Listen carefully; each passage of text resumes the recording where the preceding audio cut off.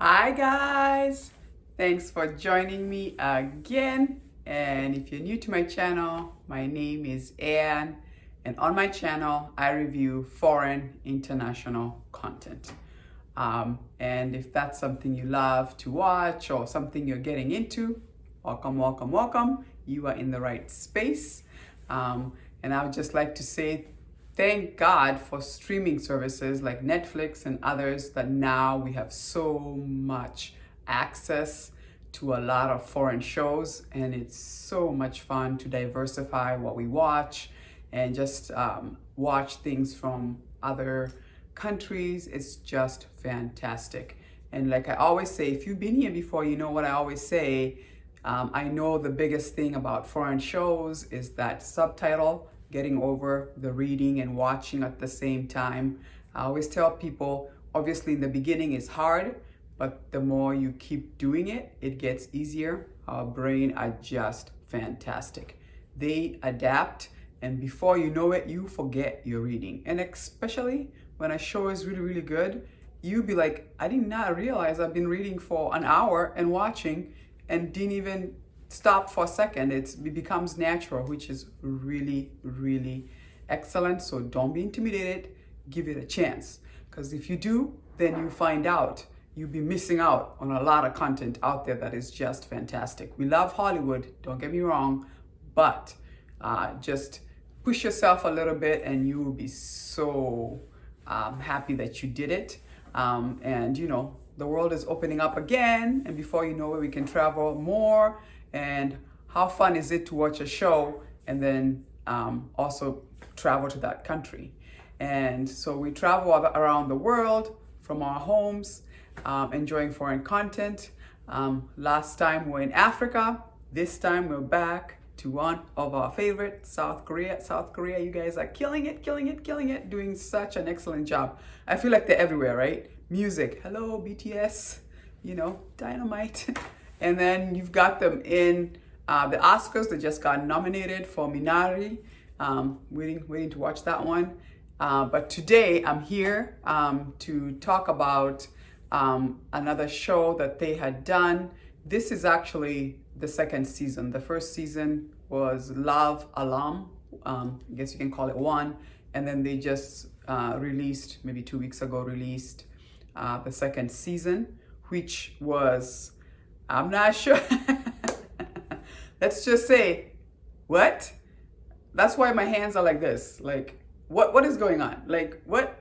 I felt like maybe they should have just left it the way it was. But then obviously we know they couldn't because obviously it was left at a cliffhanger. Now, for anybody who has not watched Love Alarm 1, I would recommend you want to watch that first before you watch the second. Otherwise, you're going to be lost the whole time. Now, the show is about actually high school children.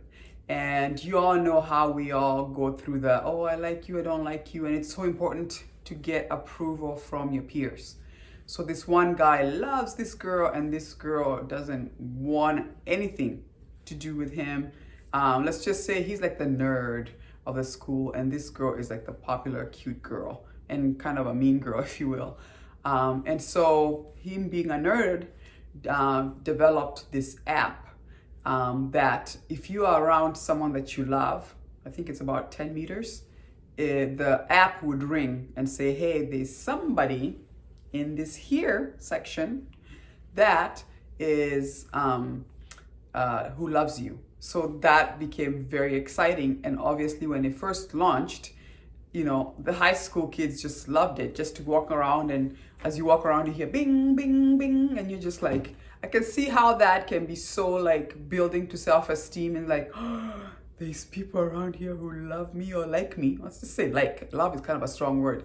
And just knowing that somebody thinks you're cute or like you is obviously the idea behind it. And it was just crazy how, like, you know, a popular kid would walk in and it's just a beep, beep, beep, beep, beep, the noise would just go crazy because everybody's just like, oh, there he goes. And he can look at his phone and go like, oh my God, I got like 2,000 people who like me. So anyway, so that became the app. But as we all know, technology, if it's not monitored, or whereas there's restrictions or regulated, people can start to have to depend so much on the technology, and obviously that can affect human life. I mean, you can think of any other social media out there: Facebook, Instagram, TikTok. The amount of likes and love you get, it's kind of like, I'm doing good. But when you think about it, does it really, really, really change who you are? People can argue about that, right? Like, that's social media. But I don't know.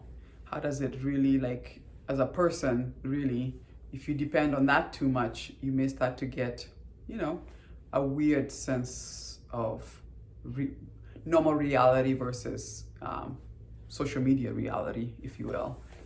So anyway, in this show, we're introduced to 3 characters, and the girl, her name is Kim Jojo, and there's 2 guys who like her. And actually, the guy in the beginning of the show, and actually the first show, the Love Alarm 1, he always like watches her, sees her. They both come from difficult background. They're working and going to school, and he always liked her, but never had the guts to say, I like you. So when this app comes, it was kind of an easy way to show that he liked her, because when he's in the area, her love alarm would obviously beep, and it's easy to identify who likes you or not, especially if it's just the 2 of you in the room. Then we're told the friend who likes Kim Jojo also grew up with a best friend who was also very rich, and really, let's just say his family, although they're very well to do, didn't have time for him. His dad is very hard on him, and he comes back and obviously sees Kim Jojo, and he also is like, oh, I love this girl and I'm gonna pursue her and I don't care. But the problem is, his friend also likes Kim Jojo, but he doesn't tell his friend, look, I like her too, like, back off, right? So he's just like, well, I'm gonna go after her. And I remember watching the first season going like, wow, you're a good looking dude. You're obviously rich and very confident, and goes after the girl. And it would kind of seemed a little bit unfair, like, you just came from nowhere, and this dude, your friend has been here for a long time, and you just come and sweep the girl. Now, the girl in the beginning, Kim Jojo, was kind of like, didn't want to be friends or care about this guy.